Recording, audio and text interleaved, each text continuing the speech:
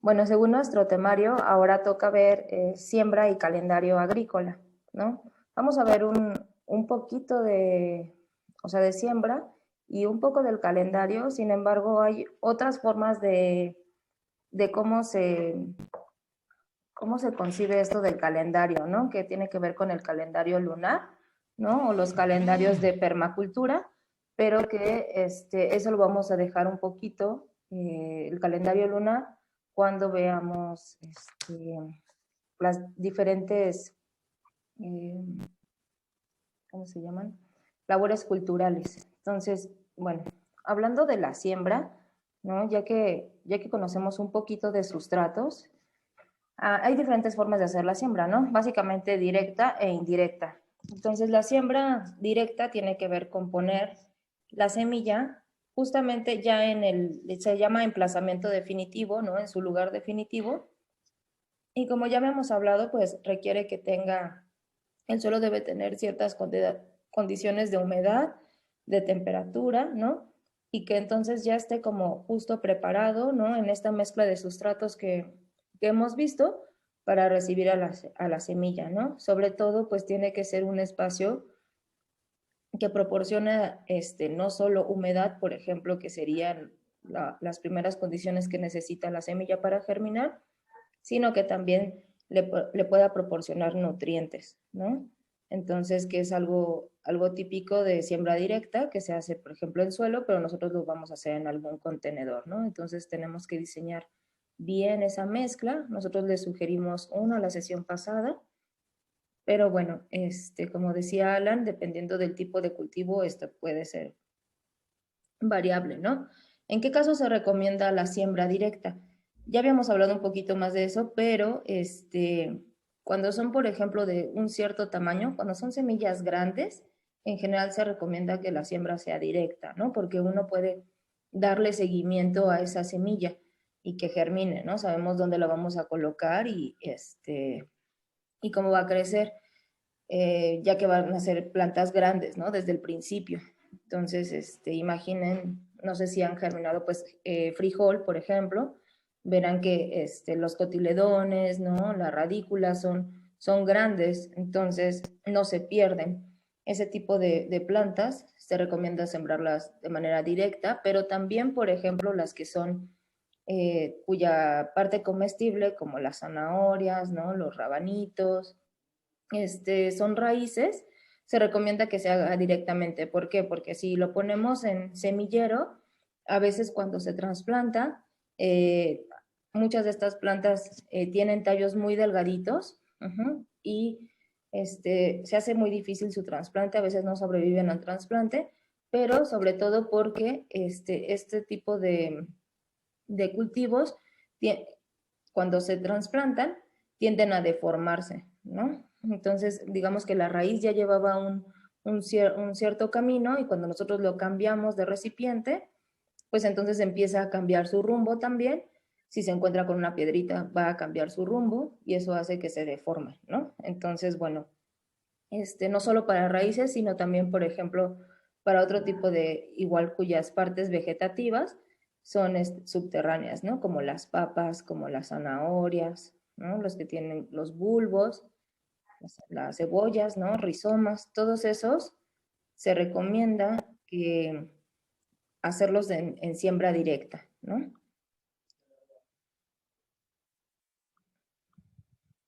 Ahora, cuando hacemos siembra directa es muy, muy importante tener en cuenta el marco de plantación. Ya habíamos visto esto del marco de plantación cuando les presenté uno de los calendarios de siembra, donde decía que podíamos sembrar en cada mes. El marco de plantación tiene que ver cuál es la distancia recomendada entre planta y planta. Por ejemplo, de zanahoria, el marco de plantación es de 5 centímetros. Eso quiere decir que entre una zanahoria y otra zanahoria debe de haber 5 centímetros, tanto, digamos, en la fila como en la hilera, ¿no? Entonces, alrededor de ellas, si va a haber más zanahorias, todas tienen que estar a una distancia de 5 centímetros. Y hay diferentes formas de lograr esto, ¿no? O sea, puede ser, digamos, como cuadrado, ¿no? Pero hay otro tipo de plantación que se llama tres bolillo. Entonces el tres bolillo respeta esa distancia, ¿no? Entre plantas, sin embargo, quizá no entre hileras. Entonces, este tipo de plantación lo que nos permite es tener una mayor densidad de plantas en nuestro espacio, ¿no? Que de por sí ya es reducido. Entonces, eh, esquemas de plantación tipo tres bolillo o cinco de oros, ¿no? Que parecieran como en zigzag, permiten acomodar nuestras plantitas de mejor manera que si lo hiciéramos solo en hileras, ¿no? Entonces, bueno, consideren esto a la hora de que vayan a sembrar en sus recipientes. Otra forma, digamos, de sembrar directamente, o más bien una de ellas, vamos a empezar, es siembra al voleo. Cuando son semillas muy, muy chiquititas, ¿no? Conviene sembrarlas de manera directa y al voleo. Esto lo que hace es, usualmente se mezcla con un poquito de sustrato para que cuando los esparzamos, ¿no? Lo vamos a esparcir en forma de abanico, intentando que caiga más o menos en todas partes, ¿no? Que esta distribución sea uniforme, pero usualmente se mezcla con un poquito de sustrato, ¿no? Un poquito de tierra o suelo para darle un poquito de peso a las semillas, ¿no? No sé si han visto las semillas, por ejemplo, de zanahoria, son semillas súper chiquititas, ¿no? Que, que difícilmente se va a poner uno a separar y meter una semilla en cada hoyito, ¿no? Entonces usualmente se siembran al voleo. Esto, por ejemplo, las de pasote, ¿no? Que también son imposibles de sembrar así de manera directa, uno en cada hoyito que uno designe. Entonces, cuando nosotros hacemos esto, las vamos a esparcir, ¿no? De manera que cubran la superficie que nosotros pensamos y después vamos a poner un poquito, una muy pequeña capa de tierra. Como son chiquitas, no queremos cubrirlas demasiado, que les cueste mucho trabajo salir, ¿no? Entonces le vamos a poner una pequeña capa de tierra y vamos a hacer una pequeña presión solo para que el viento no se las lleve, ¿no? O si está lloviendo. Entonces, después de que hacemos esto, vamos a requerir hacer una, un aclareo, que se le llama, ¿no? Donde vamos a tener que seleccionar, a lo mejor germinan todas, ¿no? Y no vamos a estar respetando el marco de plantación. Entonces, una vez que germinen, a lo mejor vamos a identificar las que están más vigorosas y vamos a quitar el resto, ¿no? Esa es una forma de raleo, de aclareo de plantas, para respetar el marco de plantación, ¿no? Ya que si no hacemos esto, lo que va a pasar es que pues vamos a tener a lo mejor muchas zanahorias pequeñas, ¿no? Se van a estorbar entre ellas y no van a crecer adecuadamente. Otra forma de la siembra directa, pues es por filas o en surco, ¿no? Que como su nombre lo dice, hacemos una pequeña hilera con un asadón, y vamos poniendo las semillitas igual así en filita o en surco, quiere decir que hacemos como pequeños hoyos y ahí ponemos un puñito de semillas, ¿no? Más o menos unas 3, 4 semillas. Esto, por ejemplo, de la siembra en surco o en filas, se hace mucho, por ejemplo, para el cultivo de maíz, ¿no? Se hacen pequeños hoyitos dentro de la fila y se ponen 3 o 4 semillas para asegurar que en cada uno de esos hoyitos al menos haya una plantita que germine. Y después sí quitan el resto, ¿no? No se quedan con todas, sino que otra vez hay que aclarar, ¿no? Quitar las plantitas que a lo mejor están más débiles y dejar la que se vea más fuerte. Entonces, bueno, esto también se le llama, si lo ponen así en fila, se le llama siembra en chorrillo, o esto, que se le llama a golpes, ¿no? Que son pequeños, se llaman golpecitos a cada uno de esos, digamos, grupos de semillas que uno pone en cada surco. Entonces, bueno, este tipo de siembra se utiliza mucho en lechugas, ¿no? En espinacas, en casi todo tipo de plantas de hojas se siembra de manera en filas o en surco. Y hay también variaciones, ¿no? Dependiendo de, por ejemplo, si ustedes están sembrando en suelo o en bancales elevados. Ajá. ahí lo que, no sé si ustedes han visto, que a veces siembran como una especie de montículos, ¿no? Sin embargo, bueno, el montículo solo es, desde mi forma de ver, eficiente si uno tiene suelo, ¿no? Si uno lo está haciendo en una maceta, creo yo que no tiene mucho sentido, porque la idea del montículo es aislar, ¿no? De la erosión que pasa alrededor, ¿no? Sin embargo, bueno, en una maceta la verdad es que la erosión no se ve o sea, no es como tan presente, porque lo que se puede llegar a erosionar por el viento usualmente se queda en el mismo contenedor, ¿no? Pero bueno, esas son otras formas que a lo mejor han visto que se siembra, ¿no? De manera en que se siembra y que es por filas o surco o montículos, ¿no? Les comentaba esto de la siembra directa que se hace básicamente en hoyo, ¿no? Donde nosotros hacemos un pequeño hoyito, ya sea con ayuda de un palo o con nuestro dedo, y lo podemos sembrar tal cual, ¿no? Como un marco de plantación cuadrado, es decir, definimos una línea y dentro de esta línea vemos, en el caso de la lechuga, que el marco de plantación es de 20-25 centímetros, ponemos una lechuga y después 25 centímetros después otra lechuga y así, ¿no? Nos vamos como en línea. Y en la siguiente hilera, que también estaría a 20-25 centímetros, hacemos otra hilera siguiendo el mismo marco de plantación, ¿no? Que quedaría cuadrado. El de tres bolillo, para que quede un poquito más claro, es que sí se va a respetar los 20-25 centímetros, sin embargo no se va a hacer uno abajo de la otra, ¿no? Sino que se va a hacer en medio de estas dos. Sin embargo, el marco de plantación entre planta y planta va a seguir siendo el mismo. Simplemente la disposición es distinta. ¿Y por qué ayuda o por qué es tan popular el marco de tres bolillo? Es porque empiezan a generar pequeñas condiciones, ¿no? Microambientes donde se favorece la humedad, ajá, y donde, por ejemplo, si viene el viento, es más difícil que haga como una especie de corriente, que lo haría de esta forma, y que dañe tus plantas, ¿no? Entonces, favorece la humedad, ¿no? Y por lo tanto, un rápido crecimiento de nuestras plantitas y y por ejemplo, elimina esas cuestiones, ¿no? Como de, de daños por el aire. Entonces, bueno, y finalmente pues, tendríamos pues básicamente las mismas plantas o dependiendo del contenedor podemos llegar a tener un poquito más, ¿no? Les digo que es una disposición donde se favorece que haya una mayor densidad de plantas, ¿no? Entonces, bueno, pareciera que es en zigzag, pero bueno, no es así, ¿no? Sino que es entre tres bolillo y el otro que les decía también, el 5 de oros, también se puede aplicar, ¿no? Eh, cuando, cuando no hacemos siembra directa, lo más importante va a ser, en vez del marco de plantación, va a ser la profundidad, ¿no? A la cual pongamos nuestras semillas, eso se llama profundidad de plantación. Entonces, digamos, por regla general, del tamaño de la plantita, nosotros lo vamos a sembrar de 2 a 2 veces y medio el tamaño de la semilla, ¿no? ¿Qué tan profundo?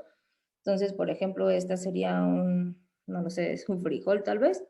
Entonces, si es de este gordito, vamos a sembrarlo a 3 veces su tamaño, ¿ok? Si son semillas muy chiquititas, pues casi que las vamos a sembrar al ras, ¿no? Pero digamos que una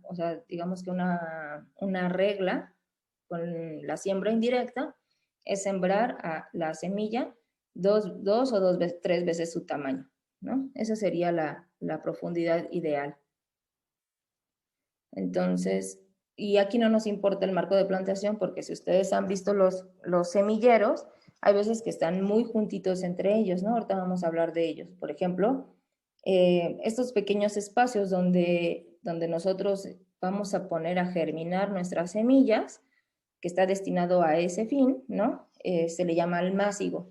Entonces, los almácigos pretenden ser, pues, sustratos que tengan muy buena retención de humedad para favorecer la germinación, también de aireación y no necesariamente de nutrientes, ¿no? Aunque hay veces que hay semillas que se recomienda que a lo mejor ustedes han visto en los sobrecitos, en las recomendaciones dice que se ponga una capa de composta, por ejemplo, ¿no? Sin embargo, pues es una capa muy ligera que le va a dar fortaleza a la semilla que se esté desarrollando en el almácigo, pero no es para nada, digamos, la cantidad de composta que tendrían que poner en alguna maceta que es de siembra directa, ¿no? Entonces, bueno, la idea del almácigo es proteger a nuestras plantitas. A lo mejor estamos sembrando, poniendo a germinar plantas en invierno, que sabemos que se van a quedar ahí 1 o 2 meses en el almácigo y que para cuando llegue marzo, pues ya las vamos a poder sembrar en su lugar definitivo, pero mientras eso ocurre, pues las vamos a tener resguardadas, ¿no? O sea, las vamos a proteger justamente de heladas o de ahora que hace muchísimo calor, ¿no? De condiciones extremas en general, ¿no? Esa es la idea del almácigo. Entonces, hay almácigos como ¿no? Que se llaman alveolares, a lo mejor los han visto, ¿no? Que usualmente los más chiquitos son de 96 cavidades. Entonces, aquí nosotros ponemos nuestro sustrato y vamos a poner nuestras semillas. Cuando hacemos siembra indirecta, casi siempre ponemos 2 o 3 semillitas, a lo mucho, por hueco. A mí, la verdad, me gusta poner una sola, ¿no? Porque siento que se desperdician, pero bueno, digamos que por recomendación, ¿no? Se sugiere poner 2 o 3 semillas en cada hoyito. Y hay diferentes tipos de almácigos, ¿no? Estos que les digo que son de plástico, que te pueden durar mucho tiempo, o aquellos que se pueden utilizar, por ejemplo, se pueden hacer de lo que sea, ¿no? Por ejemplo, del cartón de huevo, se pueden hacer también por ejemplo, los vasitos del yogurt, ¿no? Pueden ocupar esos recipientes para hacer sus almácigos, o hay unos que nos gustan a nosotros muchísimo, que son, por ejemplo, sembrar en cáscaras de huevo, o en este tipo de recipientes, ¿no? Que son los rollitos de papel, del papel higiénico, ¿no? ¿Por qué nos gustan estos? Porque al final se degradan mucho más fácilmente y entonces podemos incluso meter este cascarón o este rollito de papel higiénico, lo podemos enterrar directamente en el huacal o en nuestra maceta definitiva y eventualmente se va a ir desintegrando. Y esto lo que va a hacer es disminuir muchísimo el estrés por trasplante, ¿no? Entonces, no los vamos a sacar, ¿no? Como tal, de su hoyito, sino que los vamos a sembrar directamente.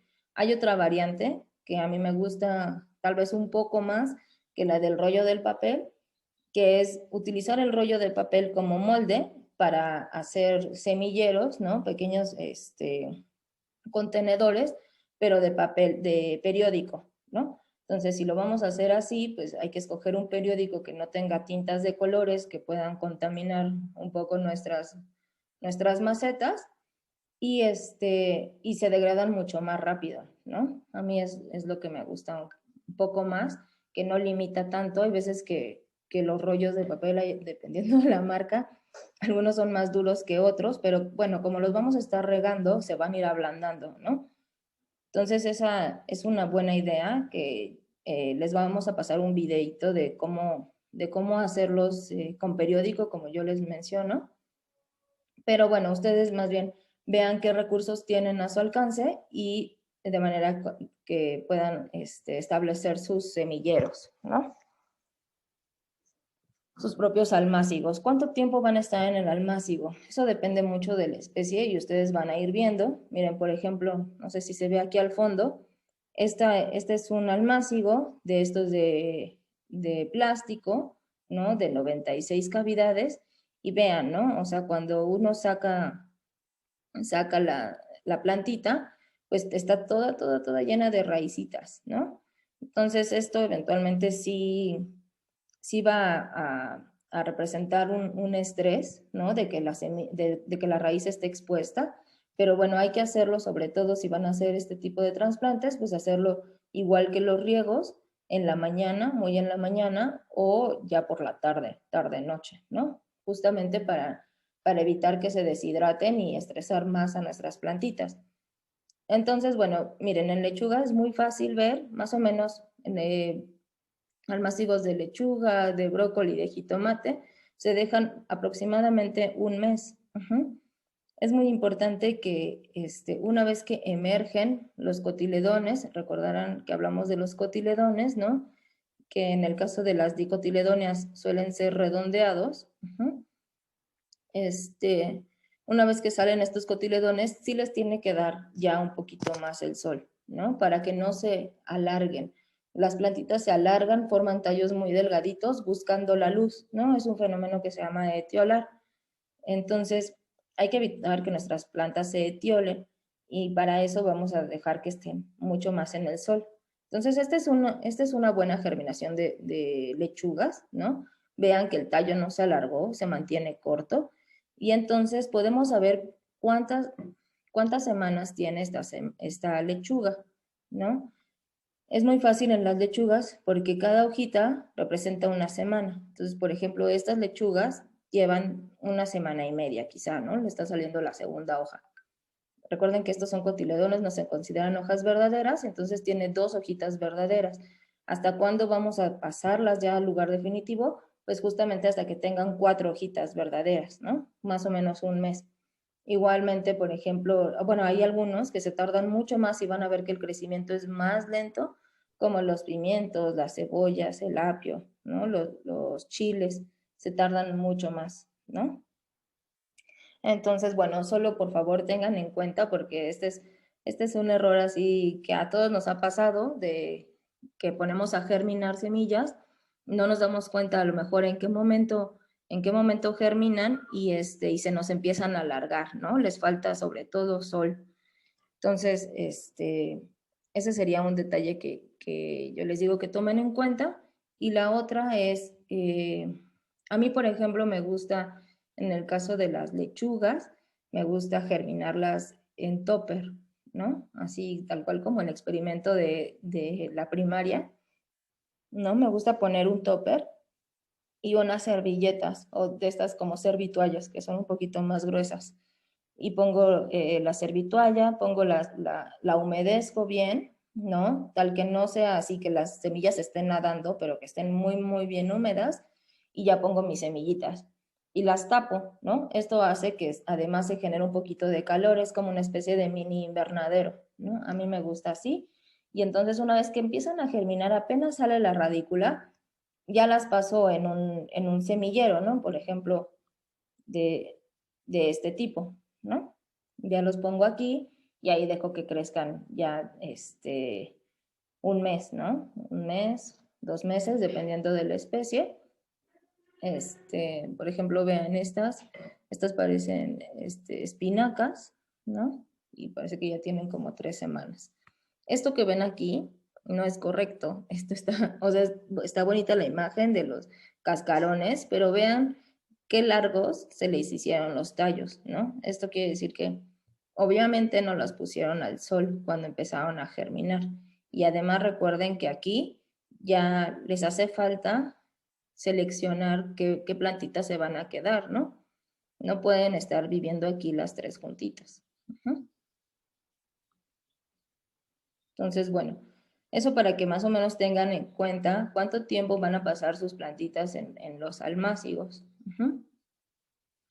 Y bueno, retomando un poquito los calendarios de siembra que espero hayan tenido oportunidad de ver, ¿no? A nosotros, como les decía, nos gusta mucho que es de Plantea, donde mes con mes nos van diciendo cuáles son los cultivos que se recomiendan justamente por la temporada. Y, por ejemplo, retomando esta parte, ¿no? De que tienen un circulito, como color aqua, donde nos habla de cuántos días va a tardar en germinar, ¿no? Los jitomates, por ejemplo, germinan más o menos pronto, de 5 a 10 días, no tan rápido, por ejemplo, como una lechuga, que que puede tardar 3 días en germinar, ¿no? Son muy rápidas, pero tener en cuenta, por ejemplo, la zanahoria tarda hasta 14 días en germinar. Ajá. Entonces, ver esos tiempos de germinación para tampoco desesperarnos, ¿no? A mí, como les decía, me gusta mucho verlo en topper, porque de esa manera puedo ir registrando, darles como un mayor seguimiento, ¿no?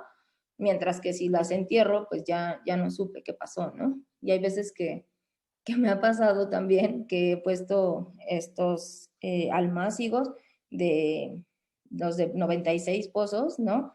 Que digo, uy, sí voy a tener muchísimas plantitas y los dejo al aire libre y de repente no me germina ninguna, ¿no? Y yo digo, ¿qué pasó? Entonces empiezo a escarbar y resulta que ya no tenía nada, ¿no? Y yo esperando 20 días ahí a ver en qué momento me germinaban y no pasó nada. No sé si de pronto se los llevó el viento, ¿no? No las enterró lo suficiente, o también lo que pasa es que las aves, pican y se llevan las semillas, ¿no? Entonces, bueno, sí hay que tenerlos un poco más protegidos, y no como yo, ¿no? Que los deje así, si los van a dejar en la azotea, en un lugar que esté sombreado, pues si pueden, cúbranlos, ¿no? Cúbranlos con una especie de malla sombra o algo así para que las aves no les vayan a quitar sus semillas, ¿no? Y de pronto sí uno lleva esperando 20 días del perejil y no sale, ¿no? Pero bueno, entonces, por un lado, considerar esos días a la germinación y por otro, ver si requieren semilleros, ¿no? Por ejemplo, ven aquí que el jitomate se recomienda hacerlo en semillero, mientras que la zanahoria, como decíamos, se recomienda una siembra directa, ¿no? Por ejemplo, el perejil puede ser una siembra directa, pero protegida, ¿no? Por lo mismo que yo les digo de las aves. O sea, hay que de alguna manera resguardar, ya que van a estar mucho tiempo ahí y, y justo se los llevan las aves, ¿no? Entonces, por eso vean, por ejemplo, las cebollas, en algunos casos requieren, o sea, siembra protegida, si es que se va a hacer directo, o en semillero, pero calefactado, ¿no? Que bueno, estas ya serían cosas, muy particulares. Hay algunos, no sé si ustedes hayan visto, pero de estas mismas charolitas de plástico que les recomiendo, que les comento de los almácigos, hay veces que incluso nos venden un como tapete, sí, un tapete térmico, ¿no? De estos parecidos a los que utilizan los reptiles, o no sé si los hayan visto, este, justamente para darles un mayor calor, ¿no? Porque la germinación se promueve principalmente por la humedad y por el calor, ¿no? O sea, tampoco en exceso, ¿no? Pero hay algunas especies que sí requieren un poquito más. Yo creo que en México no tenemos este problema. Las cebollas germinan bastante bien, pero en algunos lugares, dependiendo de dónde vivan, a lo mejor si viven en el Ajusco, tal vez sí tienen que buscar un lugar más calientito, ¿no? Quizá poner mientras sus semilleros arriba del refrigerador, quizá, no sé, buscar en algún lugar calientito, ¿no? Entonces, bueno, espero que quede un poquito más claro esta cuestión de la siembra directa, ¿no? Cuándo utilizar siembra directa, cuándo utilizar semilleros, cuánto tiempo nos va a tardar en germinar, ¿no? Y aquí además nos habla de trasplantar más o menos en cuánto tiempo, ¿no? Por ejemplo, ya que tenga 10 centímetros nuestro jitomate, ya lo podemos trasplantar. Eso, por ejemplo, solo para los que tienen justamente, que están en semilleros, ¿no? Y el marco de plantación. Esto es muy, muy, muy, muy importante, ¿no? Porque a veces sucede con el jitomate, que nos germinan muchísimas semillas, afortunadamente, ¿no? Y da mucha tristeza después, eliminarlas, porque si vamos a utilizar nuestro sistema de huacal, pues solo vamos a poder tener un jitomate en ese huacal, ¿no? Y entonces ahí vamos, alimentando nuestras esperanzas con las 6 o 7 semillas que nos germinaron de jitomate, y pues no, eventualmente hay que quitarlas, ¿no? Podemos intentar, trasplantarlas, aunque yo siento que sería mejor poner otro cúmulo de semillas de jitomate en otra maceta y ponerlas a germinar, más que intentar rescatar plantines, ¿no? Porque suele ser una tarea muy complicada, la verdad, y no muy exitosa, ¿no? Entonces, yo sí recomiendo mejor poner otro grupito de semillas a germinar y pues a clarear esas otras, ¿no? Entonces, bueno, eso para que revisen otra vez con cuidado sus calendarios de siembra. Y consideren todo esto, ¿no? Con lo que ya habíamos visto, un poco los sustratos, el espacio que tenemos en nuestra casa, qué queremos sembrar, qué semillas pudimos conseguir tal vez, y considerar todo esto para diseñar nuestro huerto, ¿ok?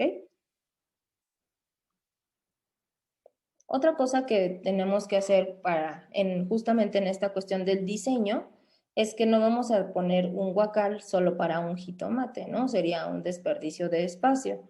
Entonces vamos a hacer asociación de cultivos. Entonces, esta asociación de cultivos se puede hacer bajo varios criterios. Uno de ellos, por ejemplo, es el espacio, ¿no? Por ejemplo, vamos a asociar algunas especies que crecen rápido con unas que crecen más lento. Por ejemplo, podemos poner lechugas y calabazas. Las lechugas son de crecimiento rápido, ¿no? En un mes y medio, tal vez dos, ya cosechamos nuestra lechuga completamente, llega al final de su ciclo, mientras que la calabaza pues apenas está en su periodo de reproducción de hojas, ¿no? Vegetativo, y le da perfectamente chance para cuando requiere más energía, que es para sacar el fruto, pues ya la lechuga ya no va a estar ahí, ¿no? Podemos asociar cultivos de raíces profundas y raíces superficiales. Por ejemplo, la cebolla y los ajos que hacen raíces profundas, ¿no? Que ocupan más bien mucho espacio hacia abajo, mientras que el jitomate tiene raíces muy superficiales, ¿no? Entonces, podríamos asociarlo de esa manera. Algunos que pueden ser, por ejemplo, con diferentes estructuras. Las estructuras tienen que ver con cómo es su modo de vida, ¿no? Cómo crecen. Si crecen rastreras, por ejemplo, o como enredaderas, ¿no? Como el caso del frijol, ese sería un modo de vida y entonces sí va a ocupar un espacio en nuestra maceta, sin embargo, casi toda la planta va a estar fuera de la maceta, ¿no? Entonces es el caso del frijol, es el caso de la calabaza, ¿no? Del pepino, considerar eso y, por ejemplo, las de porte alto, ¿no? Con pimiento, que sí van a estar ocupando el espacio y que requieren el soporte que les va a dar todo nuestro sustrato en la maceta, ¿no? Entonces podría ser frijol con pimiento, ¿no? Ese sería como una asociación. Y bueno, recordar la asociación magna, ¿no? La asociación precolombina, de la que ya hemos hablado muchísimas veces, ¿no? Que es, por ejemplo, el de la milpa, ¿no? Donde si ven, es una asociación no solo de formas de vida, ¿no? Donde, por ejemplo, el maíz sería una planta de porte alto, mientras que tiene a su alrededor dos plantas rastreras y como la calabaza y enredadera como el frijol, ¿no? Entonces aquí son diferentes estratos en los que se están asociando este tipo de plantas, ¿no? Y veíamos que no solo es por el espacio, sino como por el aporte de nutrientes, ¿no? Podemos hacer también otro tipo de asociaciones que tienen que ver con prevenir plagas, ¿no? Ya habíamos hablado de que es tan importante cultivar hortalizas como las aromáticas, ¿no? No solo por su valor en la cocina, sino por justamente esta parte de poder prevenir algunas plagas, ¿no? Entonces, por ejemplo, si asociamos albahaca con jitomate, vamos a poder repeler plagas como los pulgones y las mosquitas blancas, ¿no? Que atacan muchísimo al jitomate. Entonces, solo tener una albahaca alrededor, pues va a inhibir el que lleguen este tipo de insectos, ¿no? Podemos asociar, por ejemplo, ajo con jitomates, ¿no? Para prevenir igualmente de los pulgones, de los ácaros, de los hongos. Podemos asociar el poro con zanahorias, aunque en este caso, si ven, bueno, el poro tiene el tallo bajo muy engrosado. Y si no respetamos los marcos de plantación, aunque del poro son amplios, de las zanahorias son muy chiquitos, tener muy en cuenta que no hay que pegarla tanto al poro para que no compitan. Pero bueno, esta asociación es súper buena porque las zanahorias tienen una acción repelente contra el gusano del poro y en cambio el poro repele a la mosquita de la zanahoria, ¿no? Entonces esta es una asociación ganadora en ese sentido, ¿no? De prevenir plagas. También podemos asociar el cilantro con cualquier hortaliza, ¿no? Esto va a hacer que se puedan repeler muchos de los áfidos. Ya vamos a hablar de las diferentes plagas o de las plagas más comunes y en particular cómo repelerlas, ¿no? Pero bueno, igual tengan en cuenta que establecer cultivos de aromáticas les va a ser muy beneficioso, ¿no? No solo para esto, sino a veces también para mejorar la producción de sus propios cultivos, ¿no? Por ejemplo, no sé si conocen la borraja, pero la borraja es una planta herbácea de florecita azul que ahora se ha estado poniendo muy de moda, que si la asociamos con cualquier curvitácea, ¿no? Por ejemplo, una calabaza, un pepino, un melón, usualmente este tipo de plantas tienen flores muy grandes y muy llamativas que atraen a polinizadores. Sin embargo, si no tenemos suficientes plantas eh, que atraigan polinizadores, como lo es la borraja es una de las plantas que más polinizadores atraen, pues quizá no se vayan a polinizar nuestras plantitas, ¿no? Y a lo mejor tengamos que hacerlo nosotros, dependiendo de nuestro contexto, ¿no? Si nuestros vecinos tienen muchísimas plantas, probablemente pues llegue por ahí alguna mosca, alguna abeja, y que polinice y que entonces nos produzca realmente nuestra calabaza, nuestro melón, el pepino, lo que queremos, ¿no? Si no se poliniza, pues quizá lo tengamos que hacer nosotros, tengamos que autopolinizar, pero si tenemos un jardín de polinizadores, que sería lo ideal, ¿no? Pero si no, si tenemos una borraja al lado de una cucurbita, pues entonces vamos a favorecer la polinización y por lo tanto la producción de frutos, ¿no? Para mejorar, por ejemplo, el sabor, se recomienda poner, en este caso se pone manzana con stevia, ¿no? Justamente para hacer nuestras manzanas un poco más dulces. Y otra asociación que se recomienda muchísimo es cualquier hortaliza con orégano. El orégano también es una planta que atrae polinizadores, ¿no? En ese sentido de la producción, pero se sabe que si se pone orégano con cualquier hortaliza, como que se resaltan sus sabores, ¿no? Entonces, bueno, sería como un plus ahí también considerar, ¿no? La salvia, que es otra de estas plantas que se utilizan para polinizadores, ¿no? Con cualquier brasica, por ejemplo, una col, una coliflor, ¿no? Le puede dar muy buen sabor. También se resaltan los sabores, ¿no? De la col, ¿no? Por ejemplo. Sin embargo, la salvia no hay que ponerla con un pepino.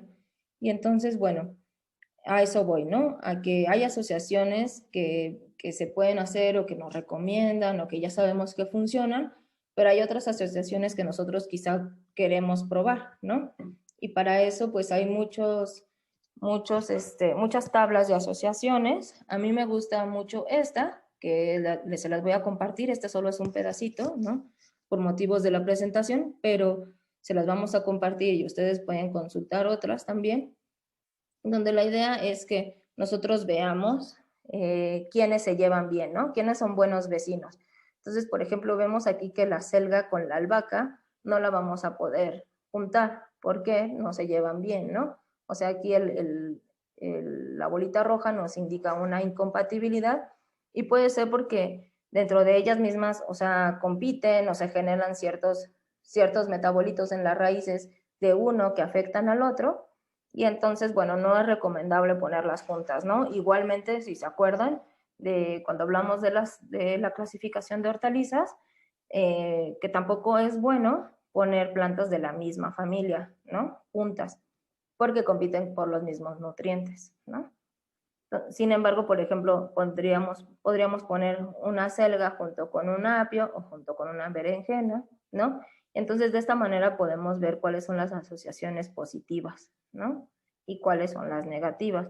Hay algunas de las cuales se desconoce o hay algunas tablas que incluso ponen que la asociación es neutra, es decir, que no les beneficia ni les perjudica, pero bueno, en muchos casos, y en esta tabla, por ejemplo, no se conoce la asociación de esta con esta, ¿no? Por ejemplo. Entonces, bueno, la idea es que ahora que ya vamos a armar nuestro maceto huerto y que a lo mejor ustedes han conseguido algunas semillas o tienen algunas semillas, empezar a diseñar sus huertos, ¿no? Hay huertos o bancales que nosotros hemos visto que se diseñan de manera temática, ¿no? Por ejemplo, este va a ser un huacal de polinizadores y entonces a lo mejor ponen solo plantas de polinizadores. O este va a ser le llaman el huacal lasaña, ¿no? Donde hay jitomate, donde hay albahaca y donde hay cebolla, ¿no? Entonces, todas esas vimos que se pueden llevar bien, ¿no? Entonces, las vamos a poner juntas y, digamos, tienen esa temática, ¿no? Hemos visto temáticas también como, por ejemplo, la salsa verde, ¿no? Entonces, asocian tomate con chile y con cebolla. Entonces, bueno, hay que ver, de acuerdo también a sus necesidades, qué plantas tienen, cuánto espacio también, con cuánto espacio cuentan, pues empezar a diseñar nuestro huacal o nuestras macetas para hacerlo mucho más eficiente, ¿no? Aprovechar efectivamente el espacio